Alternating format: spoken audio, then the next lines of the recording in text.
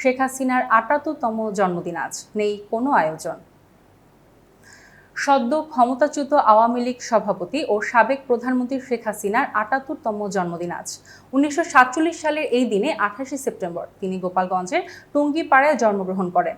গত প্রায় ১৫ বছর ধরে ক্ষমতায় থাকাকালীন সাধারণত শেখ হাসিনা জাতিসংঘের অধিবেশনে যোগ দিতে নিউ ইয়র্কে থাকতেন তার জন্মদিনে। সেখানেই নেতাকর্মীদের সাথে জন্মদিনের কেক কাটতেন। এছাড়া থাকতো নানা আয়োজন। দেশেও আওয়ামী লীগ পালন করত নানা অনুষ্ঠান। তবে এবারের জন্মদিনের চিত্র সম্পূর্ণ ভিন্ন, নেই কোনো অনুষ্ঠান। গত ৫ আগস্ট ছাত্র জনতার অভ্যুত্থানে ক্ষমতাচ্যুত হয়ে ভারতে আশ্রয় নেওয়া শেখ হাসিনা এখনও সেখানেই রয়েছেন। দলের নেতাকর্মীরাও বেশিরভাগ পালিয়ে কিংবা আত্মগোপনেই রয়েছেন। আওয়ামী লীগ অনেকটা ছন্নছাড়া অবস্থায় রয়েছে। ফলে কোথাও আওয়ামী লীগ সভাপতির জন্মদিনে কোনো আয়োজনের খবর পাওয়া যায়নি।